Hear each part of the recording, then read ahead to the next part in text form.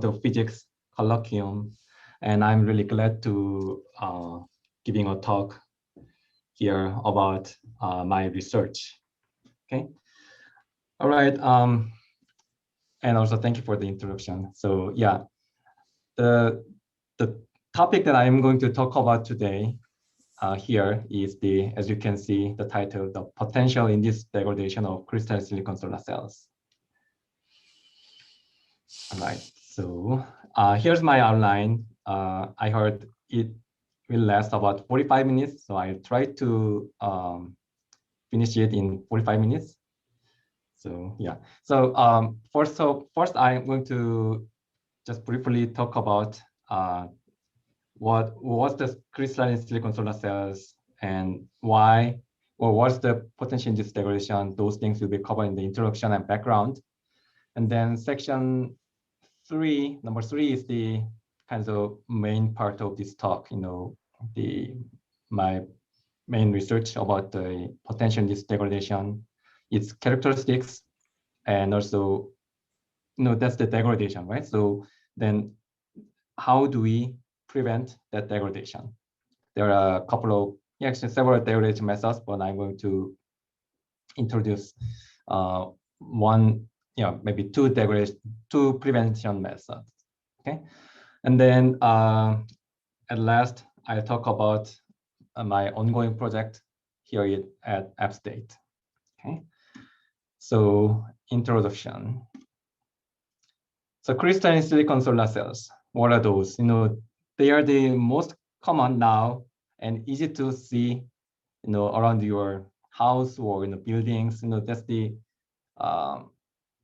type of cells. Basically silicon, and there are two types of silicon solar cell technologies. One is the monocrystalline silicon solar cell, and other one is a multicrystalline silicon solar cell. And here shows the picture of those two cell types. And I'm not going to talk about all the difference between these two, but what I'm going to say is this is the most common type of solar cell technologies nowadays. And this chart will show you the market share. So this is the most recent data I was only able to find in the web, in the online. So up to 2015 data. And based on 2015, as you can see, multicrystalline silicon and mono, those are the crystalline silicon solar cells. Their market share is here more than 90%. Okay, so in other words, those are the silicon solar cell technologies used in the field, in your house, or in the toys, whatever things. Okay, so that's the majority of the market. And picture on the lower left shows the typical crystalline silicon panels or modules installed in the field. That's the common application for those two cell types. So this is the silicon, right? It's kind of, we know that maybe, you guys probably know that silicon is semiconductor and it's sensitive to the temperature or humidity, those kinds of environmental conditions, right? And most of the semiconductor products, they are used in indoor, right? In your laptops or cell phones. Most of the time you use it in indoor. But the solar cells made of silicon is always, they have to be sit outside. Why? Because that's the way to generate the electricity, right? Under the sunlight. So if you leave those silicon materials outside, like the solar panels, then we know there are lots of high temperature, sometimes high humidity, high UV from the sunlight, or high voltage, right? I talk about why there's a high voltages in the field. Okay, so anyway, these things could make solar panels fail, or it will lower the output power gradually. We call it degradation, right? So such harsh environmental factors cause the reliability or durability issues of solar cells. So this picture shows the typical failure scenarios for wafer-based crystalline silicon PV modules. So there are like y-axis is the power and x-axis is the time. So these are the different types of failure modes, and you can easily see, like for example, see here the glass breakage. If glass is broken, then likely solar cell will be also broken. Then it will lose the power, right? So your power is decreased very rapidly, right? Because once it's broken, then output power will be also reduced. That's the type of failure. And some failures would be very slow, like delamination. The delamination is the kinds of materials used in the solar panels used to bond the cells and the glass. That's the fresh module, fresh panel, that bonding material is transparent, but as it's exposed to the UV, then the color changes, like something like brownish color, and that will lower the output power. But that progress is very slow. Okay, so yeah, there are many reliability or durability issues, but the one thing that I'm going to talk about today is the PID, potential induced degradation. Is one of the rapid failure mechanisms like this. And one of the really dangerous thing or bad things about the PID is we cannot see that PID using our bare eyes. When you look at the module or panel, it looks same, it just looks new, but output power is decreased very rapidly, right? So there are some techniques or methods to detect the PID, and I will talk about those things later. Okay, but anyway, here the PID is one of the rapid failure modes. Okay, so PID needs to be. So that's the one reason that I researched about the PID, because the degradation is too fast, and at the time it was the physical mechanism was unclear. Like what causes the PID, what happens, and because if we want to prevent the PID, then we need to know what causes the PID, what's going on in the solar cells, right? At the time it was unclear. That's another reason that I researched about my PID. And then number of potential modules and which can in the future will experience the PID. So as you can see in this chart, this is the global solar cumulative installed capacity. So 2014, the total amount of solar panels installed around the world was this much, right? Here, I'm not going to focus on these numbers, but what I'm going to show you is the, between 2008 and 2014, here, the amount of solar panels installed, that was the 90% of all the solar panel installation up to 2007. Okay, so it's really, it was just boom, since 2007, people jumped into PV industry and they started to install and adopt the PV a lot.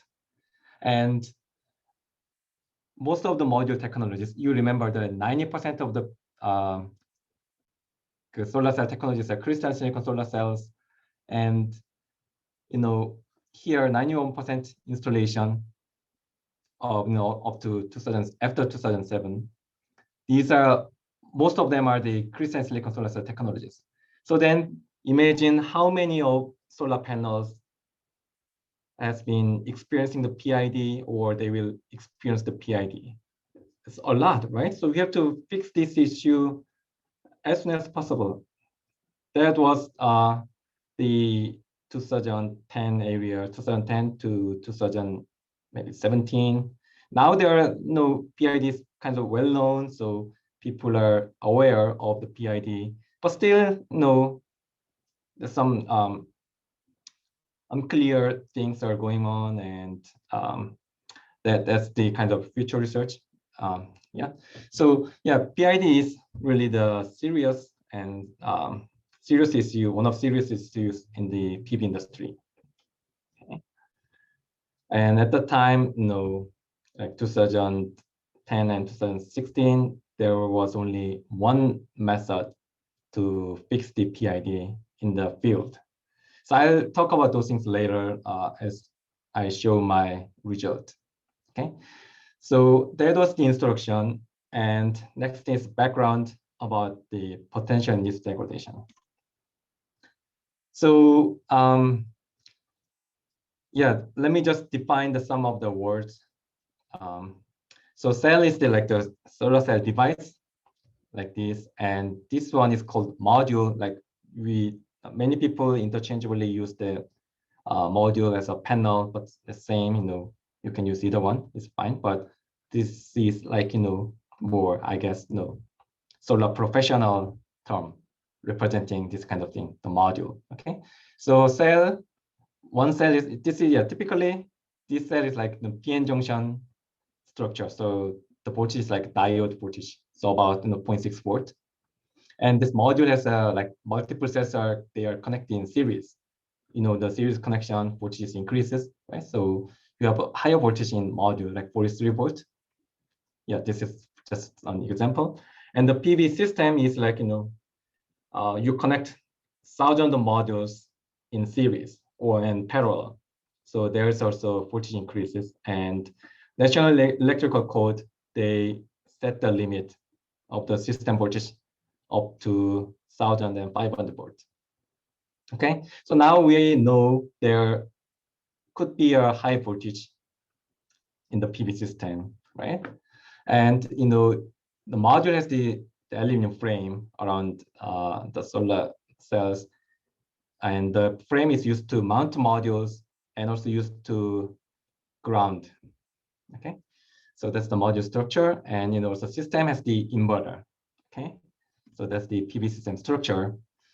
And this slide I show you then why there's a high voltage stress. So we know the PV modules are connected in series, right? And inverter, this is a traditional transformer-based inverter. You have to ground the negative pole. That's called system grounding, and that's required by National Electrical Code, NEC. So when you ground the negative pole, then you would have this kind of potential distribution across the string like this, right? Negative grounded. So negative side is 0, and then when you connect one more modules, and you would have a higher voltage up to 1,000 volts or 1,500 volts, right? And also aluminum frames they should be grounded because of the safety issues. So that's also required by NEC, and that's called equipment grounding. So then think about, this module might be okay, but cells in here, this module, the aluminum frame is grounded, but your cells here, the last cell or last module voltage will be somewhere around 1,000 volts, for example, here. And then the frame is grounded. So the cells, there's a huge potential difference between the cells and the aluminum frame, right? So that's the high voltage stress, and that caused some degradation. So these are some of the examples caused by the high voltage stress, electrochemical corrosion and polarization, and potential induced degradation. Okay, so I'll just focus on this one because the time limit. So PID is one of the high voltage stress mechanisms, and introduced or observed by Solon, the German PV module manufacturer, and they published the paper in 2010, about the PID. Like, they observed the PV system, and they observed the rapid output power degradation, like up to 30% power degradation in a couple of months. But they at the time they couldn't find what's going on, why the power is just decreased. Like up to 2010 it was okay. There was no such issues. Like we know there's a high voltage, but there was okay. But why nowadays at this time, like around 2010, why our modules are having these issues? Okay.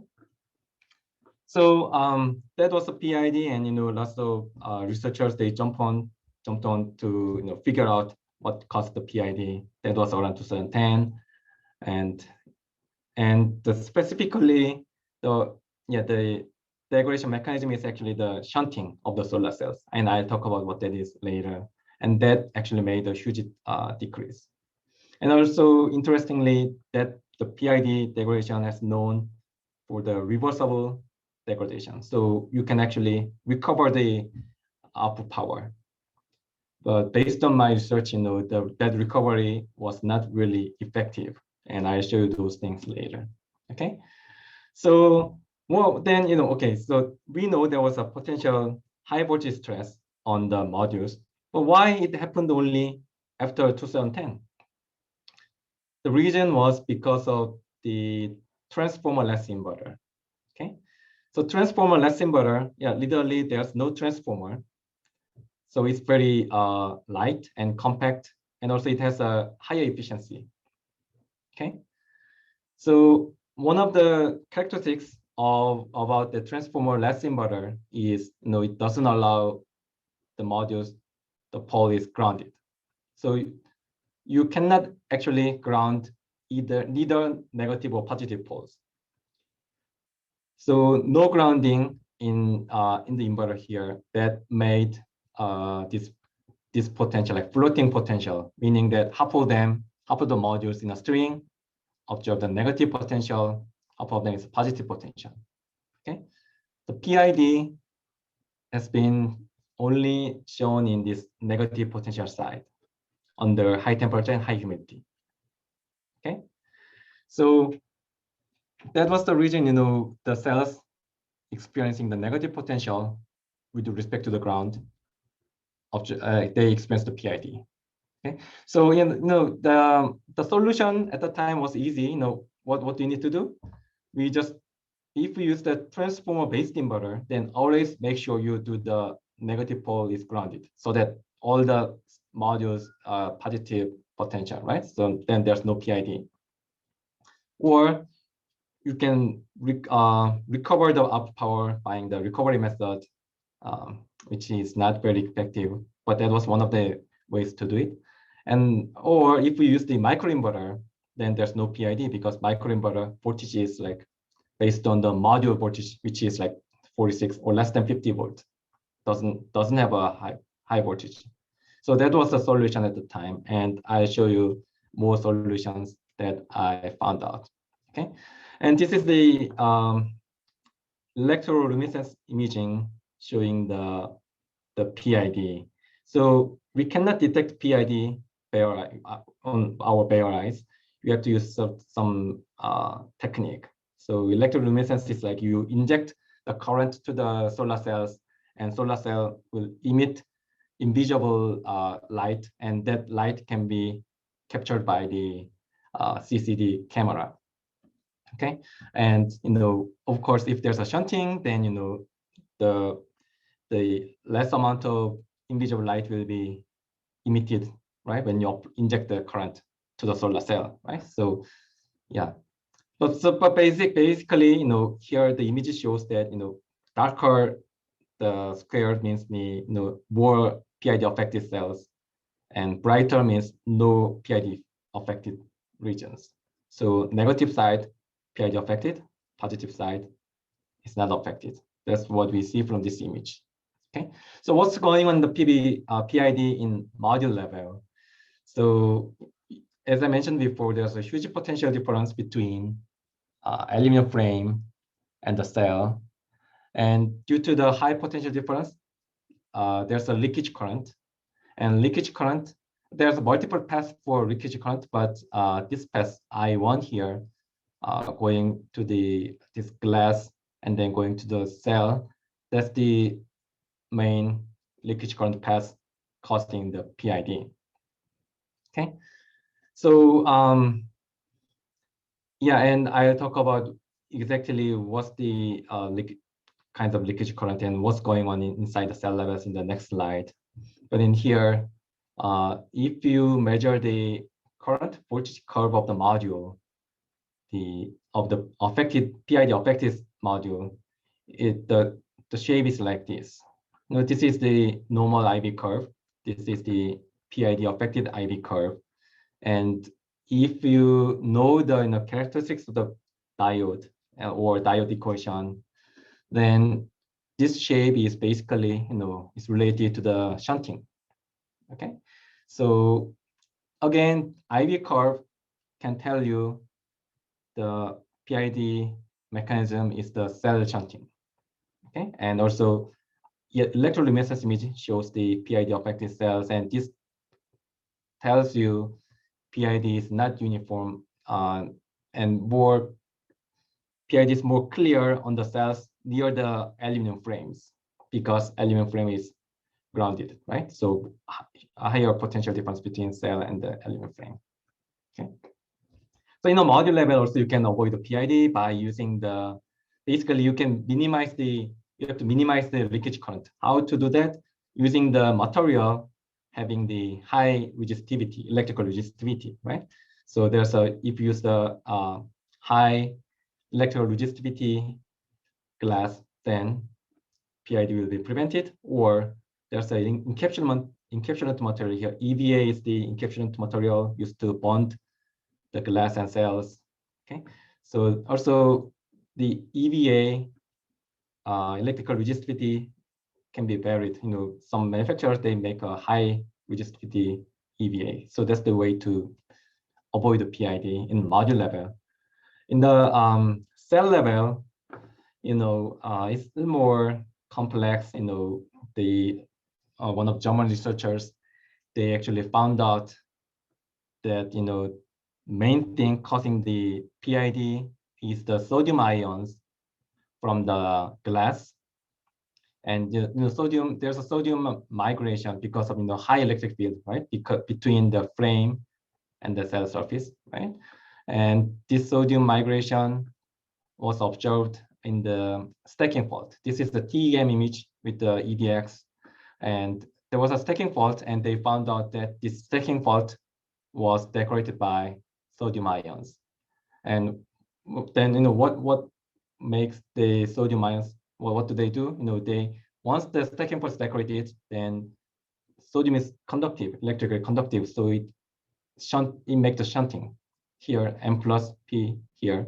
That's the solar cell like N and P, right? It's shunted, and it is Venn diagram, and I'm not going to talk about this Venn diagram thing. But what you want to see here is sodium decorated stacking fault, and this length is longer than the junction area. Actually, yeah, I forgot to mention that.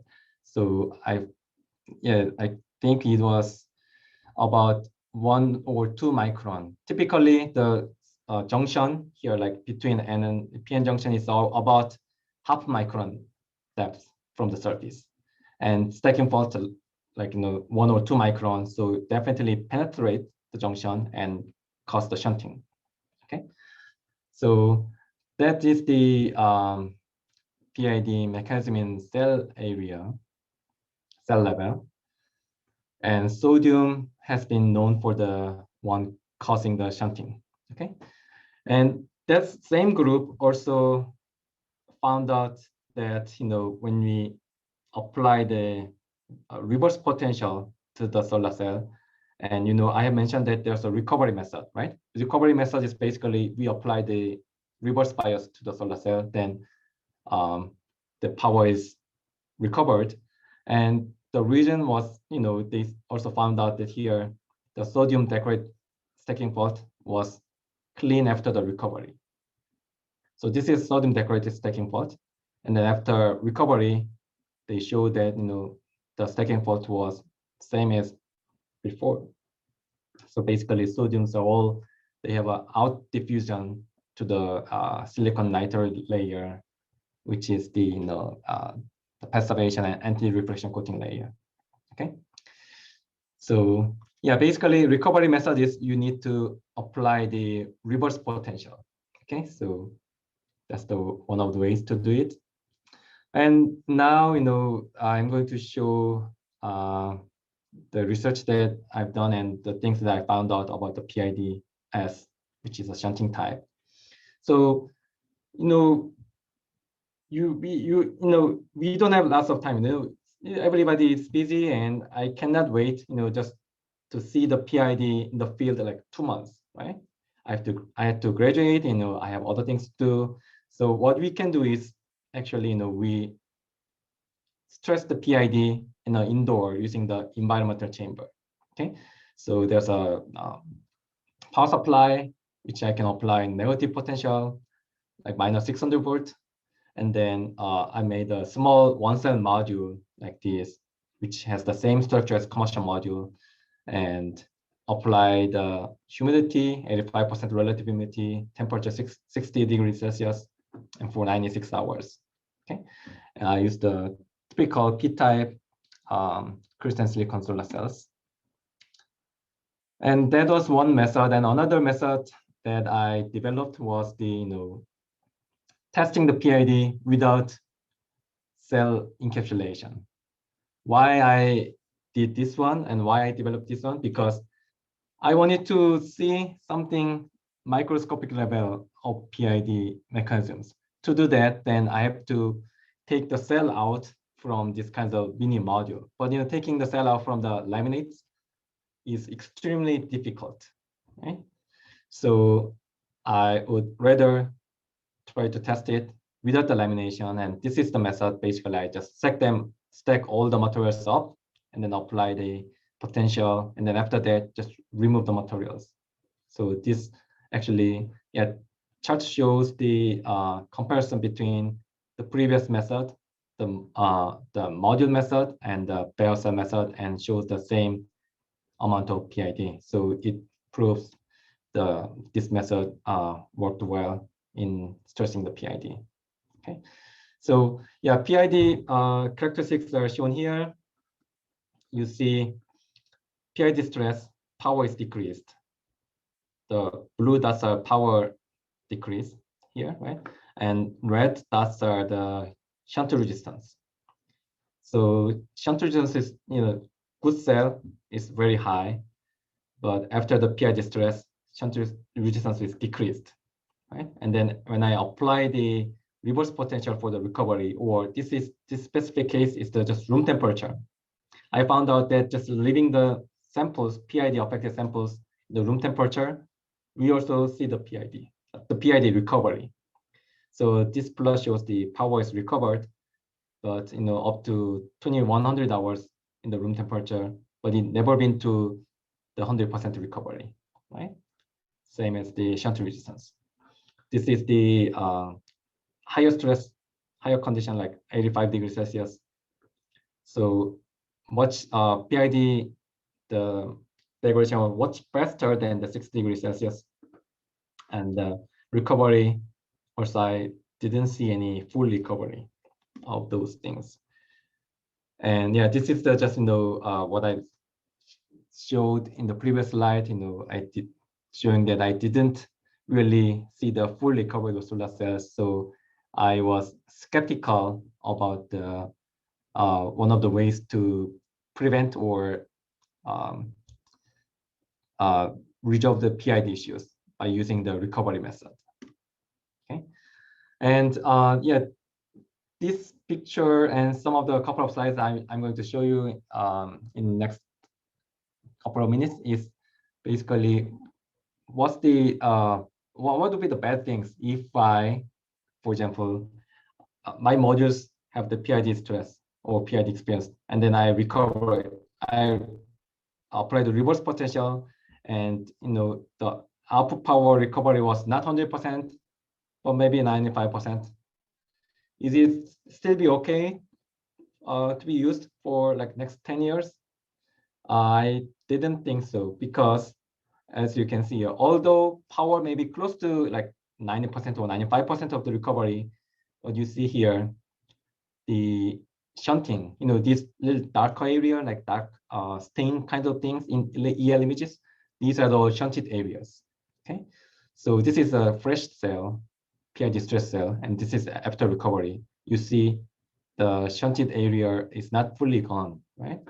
Yeah, this one, yeah, is cleaner than this, but still we see some stains here, which is shunting. So what will happen if we keep using those shunted modules?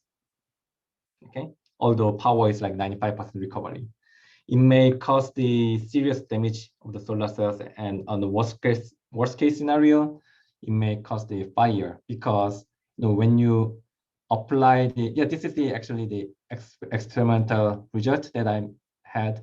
So I apply the solar cells. This is forward biased. This is the reverse biased. And reverse biased, since there's a shunting caused by the sodium decorated stacking part, in the reverse bias, the diode properties, right? In the reverse bias, there should not be a current until it breaks down, right? But there was due to the shunting, I see the current here in the shunted region in a very low voltage bias, low reverse voltage bias. And I measure the thermal imaging by infrared camera, and the temperature of this region when I apply the reverse bias, very low reverse bias voltage, it was about 110 degrees Celsius. Okay, so this is not Fahrenheit, this is 110 degrees Celsius. And then after this, now I just turn off the reverse bias, the power supply, and I measure the EL again, and it's damaged. This is before and after, and power was decreased. So what could happen in the field is, PV models the bypass diode, and sometimes there's a failed bypass diode. If the bypass diode is failed, then if there's a shading on one of the solar cells, then with the failed bypass diode, then the shaded cell will be reverse biased. And if that shaded cell had experienced the PID before and recovered, but it was not 100% recovered, like what I showed in the previous slide, then they might cause this kinds of hot spot, and worst case scenario, it may cause the fire. So recovery method is not a good way to fix the PID issue. So yeah, this IV curve just shows you the PID progress with respect to time and recovery. And this is quantum efficiency. Do you know what the quantum efficiency? Maybe not. So yeah, quantum efficiency can tell you what's going on in the cell level. Basically, quantum efficiency is the ratio of the electrons, I guess, carriers, electrons, to the photons, number of photons, number of electrons generated to the number of photons getting in the solar cell. Okay, so how do I say? So yeah, because of PID, quantum efficiency is also reduced because of the shunting, and cell shunting also lowers increase the recombination, which reduces the output power and reduce the QE. So yeah, what I did was I measured the quantum efficiency of the solar cells, and this is same, as PID progresses, I saw the QE also reduced like this. I thought, oh, this is really the result of the shunting on QE, but it was not. This is the measurement artifact. This is a QE system, and when the cell is shunted, when you measure the QE, the input impedance of the QE system is very sensitive. So you have to have a very good ultra low input impedance QE system to correctly measure the quantum efficiency.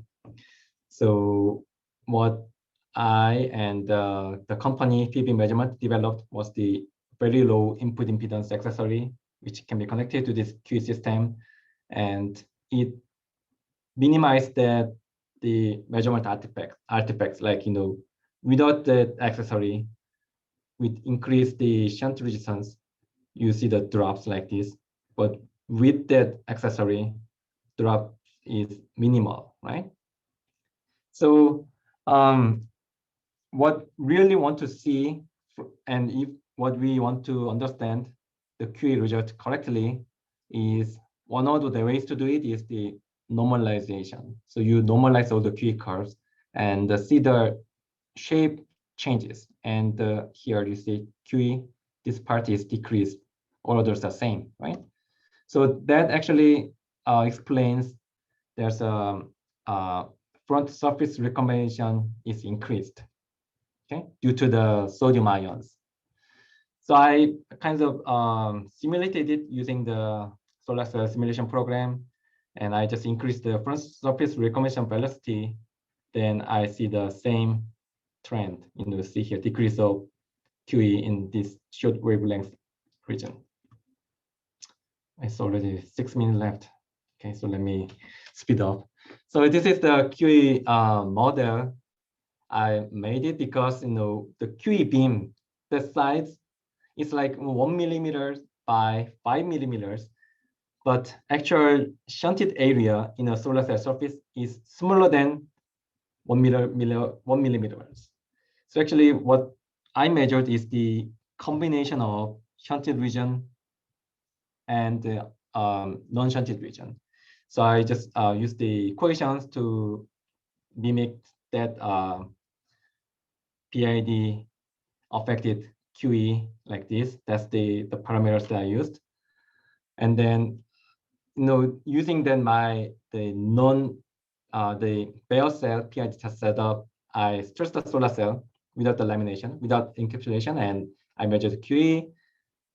And my model I developed in the previous slide and actual measurement PID stress actually matches.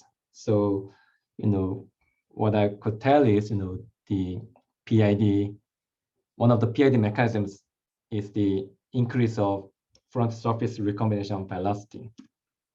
Okay, and I fabricated samples for my research, and other things that I found out is the effect of the reflective index of the silicon nitride. So silicon nitride is the what's that? That's the anti-reflection coating, and depending on the reflective index, or PID susceptibility also changes. So it has been well known that if you lower the reflective index of the silicon nitride, then more PID will happen, and higher the reflective index, no PID. So I mimic those conditions, but my samples doesn't really show any power degradation regardless of the reflective index. So I was a little bit worried, like, oh, my research is bad, what's going on? But it wasn't actually, the reason was it's not from the silicon nitride, it's from other things. How do I know? Because although I didn't see the power decrease, but I saw the decrease of shunt resistance on the higher shunt resistance decrease in lower refractive index solar cells than the one with high refractive index. Okay, so what was the reason? The reason was actually the phosphorus concentration. Okay, so phosphorus concentration affects the emitter sheet resistance. So I fabricated solar cells with different emitter sheet resistance by changing the diffusion recipe of the solar cell. And what I found out was, if I increase the emitter sheet resistance, in other words, if I decrease the amount of phosphorus concentration in the N layer, this the higher emitter sheet resistance, meaning lower phosphorus concentration. I saw the PID. Okay, so the reason that I didn't see my PID in my samples was because of the very high phosphorus concentration of my standard samples here. And why then high phosphorus concentration prevents the PID? Because that there's the gathering, the sodium gathering can be made by the high phosphorus concentration. And this is the SIMS and ECV result, secondary ion mass spectrometry, and the electrochemical capacitance and voltage method shows the concentration here with respect to the depth. And this is my standard sample, which didn't see the PID as the extremely high phosphorus concentration. Okay, and also this one shows that this is the lower phosphorus concentration. This is a little bit higher concentration sample, and then I looked at the sodium concentration, sodium profile here in the SIMS. As you can see here, lower P concentration. The sodium is after the PID. Sodium is all the way, it's like, it's spread all the way to 0.5 micron depth, which is near the junction, right? But if we have a high P concentration here, sodium was not that spread like this much. It was decreased in here. And basically the concentration here, the value lower than 10 to the 16 is actually the background noise. So there's no sodium ion after 0.2 micron depth. So that again tells us, high P concentration has the PID prevention. And that's the one way to prevent the PID in cell level, making the solar cells with the high emitter sheet resistance emitter. Okay. Another way to prevent the PID in module level is shown here. So when we apply the high voltage negative potential to the solar cell, this kind of circuit is generated under humid condition, right? Simple circuit. So basically, if we increase the resistance in any of these, then we can prevent the PID, because higher the resistance, lower the leakage current, right? So what I did was increase the resistance on this one, this edge part.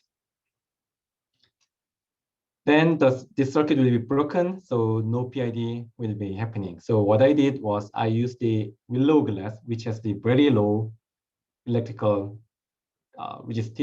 electrical conductivity. Also, this is kind of made of alkali-free borosilicate glass. So there's no sodium ions, sodium contents here. Okay, and I apply this thing in the edge of the samples because I don't want to cover any cell area. Whenever you add one more layer, then the transmission of the light will be reduced, right? So I only apply this edge part and to break this circuit, and then the final just simple answer is it worked and it prevented PID by using this willow glass with the edge disruption. Okay, so that was one of the ways to prevent the PID, and I have a patent on this one. The last is the ongoing project in my research lab now. I have only 3 slides, so it should be done in 3 or 4 minutes.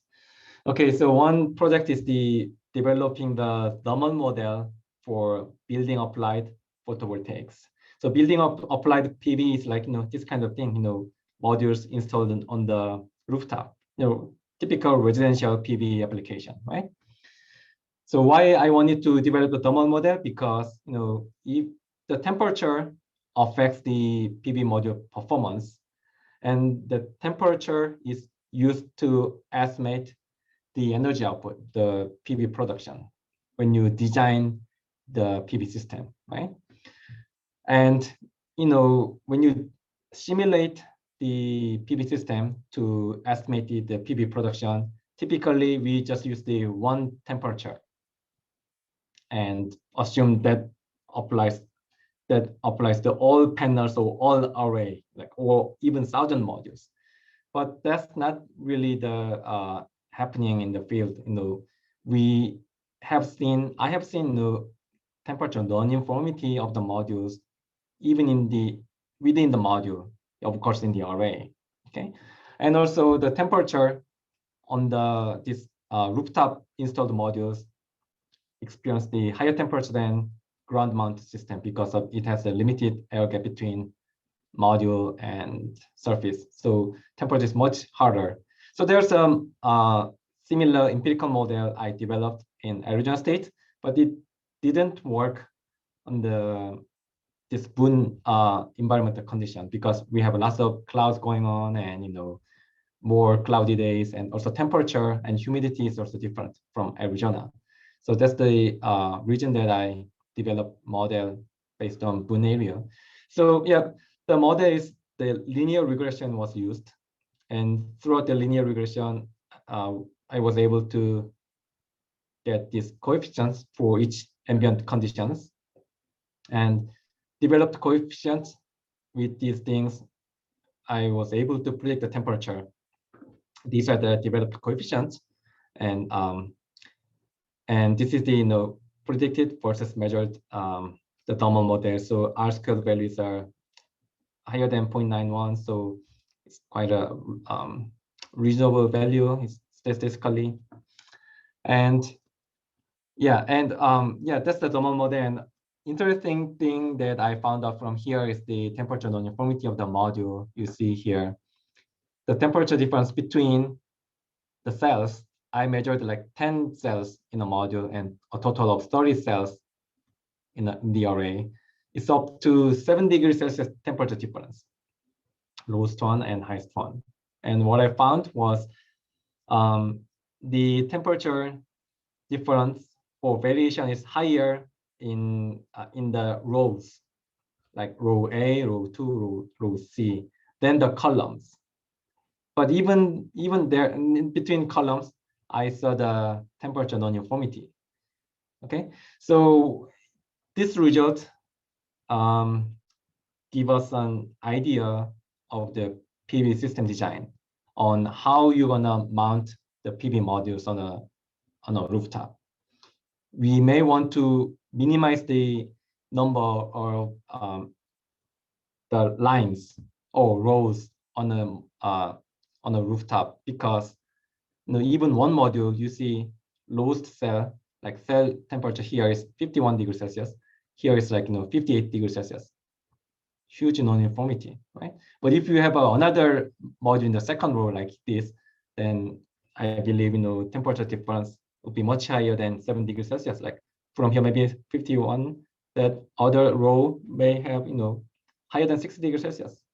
So that made inaccurate the output power estimation, and also the system, in system perspective, system performance will not be as good as the one with the lower number of rows array. Okay, because higher temperature rows will produce the less power than this row. Okay, that's the one thing. And other research been going on here is the PV soiling loss. Soiling is like kind of dust or whatever things cover the module, which lowers the power. So I installed the soiling monitoring station on the State Farm in campus, and I monitor the soiling loss of this area. Why I did this? Because North Carolina is the ranking number 2 in terms of the installed capacity of the PV systems, but there's only 1 or 2 soiling loss data, although we have lots of PV power plants here. So I wanted to make sure whether the North Carolina is the one of the states, experiencing the lots of soiling loss. Okay, maybe that kind of soiling is not the dust, maybe different type of things, maybe pollen might be common here, but we didn't have any data. So I installed this one and I monitor it, and there's some decrease of soiling loss, right? But it was not very critical. Other areas experiencing the high soiling loss is like soiling loss is like 0.8 or 0.7. But in here, in Boone, it rains a lot, so those frequent raining cleans the modules, maybe just good enough, and no module cleaning is needed, which is the task, one of the tasks from the PV operations and maintenance company does. Okay, and the soiling monitoring station also give PV O&M company to when to clean the modules. Right now, they just clean the PV panels regularly, like once a year, regardless of whether it's dirty or not, really dirty or not. It's not really good way to reduce the cost. Going to the power plant and cleaning, that involves lots of labor and truck roll. That cost really the high cost. But if you have a soiling station, then you could actually have a better scheduled maintenance, which eventually can lower the levelized cost of energy, which is our final goal in promoting the PV. Yeah, so thank you so much for your attention. It was longer than I expected. So sorry, I used 10 minutes longer. So yeah, if you have any questions, then I'd be glad to answer to any of your questions. Yeah, I've got a question. Yes. Could you describe the fabrication process of these PV modules? Sure. So yeah, I didn't go with that thing because of the time restriction. So are you interested in module fabrication or cell fabrication? Whichever is simpler, I guess. Yeah, simplest one is the module fabrication. Yeah, this is the cell fabrication, including like doping, silicon nitride deposition stuff. Module fabrication is, I would say, quite a simple. What you need to do is you have to have a module materials, which is like glass. So let me go to the module structure real quick. So basically, your module is sandwiched like this. You have a glass and then encapsulant material, which is called EVA, ethylene vinyl acetate. So glass, EVA, and cells, and then EVA and the backsheet. Okay. So to make the module, you just sandwich the glass, EVA, cell, and backsheet, and using the PV module laminator, which can apply the high temperature, about 150 degrees Celsius, and pressure to laminate them. Okay, it may take about 15 minutes. Then you're gonna have a module, and then you can attach the aluminum frames around the cells. Yeah. So yeah, that's the module fabrication. Yeah. Thank you. That's pretty interesting. Yeah. I have a quick question. Yes. You might have already mentioned this, but so if high sodium content, if that's kind of like the mechanism causing PID shunting, why wouldn't you just want to eliminate sodium completely from a solar cell? Yeah, that's a good question. So it's been well known that the source of sodium is the glass, and here the glass used in the module is called soda lime glass. So and also it's tempered, and that's cheaper than other glass without the sodium contents. Like for example, borosilicate glass. There's no sodium or very small amount of sodium. but it's more expensive. Now everything is related to cost, right? So yeah, there are some manufacturers have shown and have been selling the module with the glass without the sodium, but they cannot beat the soda lime glass. So what industry does is they try to, if they rather than removing the sodium from the glass, they use the other materials having the higher electrical resistivity, or different silicon nitride film on the solar cell, or like I developed, use the solar cell has the high phosphorus concentration. Okay, that case, even if sodium is coming from the glass, that sodiums, they cannot make the shunting. So yeah. Thank you. Yes, Dr. Thaxton. Oh, thank you, Cyan. Jaewon, that's a lot of work. It's quite impressive. I really like the Willow Glass solution. Is that something that can be installed in the field, or not? Yeah, that's great question. So that's actually what we really targeted, when we develop and when we patent this one, because it's kind of retrofit, right? If you find a power plant been showing the PID, and we want, but those things, it's already happened, right?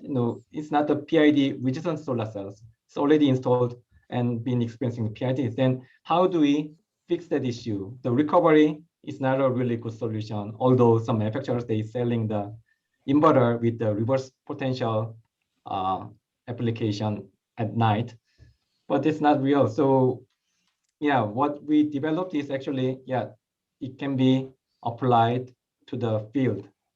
Basically, you just need to have the willow glass, and then just tape it, the modules in the field. Then it will stop the further PID progress. Or you apply the reverse potential first, and then maybe power will be recovered by up to maybe 95%, and then apply this willow glass thing here. Then it will not further experience the PID in the field.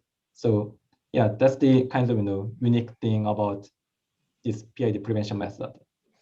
Well, I have other questions, but due to time, I'll let other people ask, and I'll catch up with you later. Thank you. Yeah, okay, yeah, good. Yeah, thank you. Jacob, you can go ahead with your question. I guess first off, thank you for the talk. Thank you. And I apologize if you had already mentioned this, but in your PID test setup, I know you needed a high enough voltage to induce a PID, but why did you use 600 volts specifically?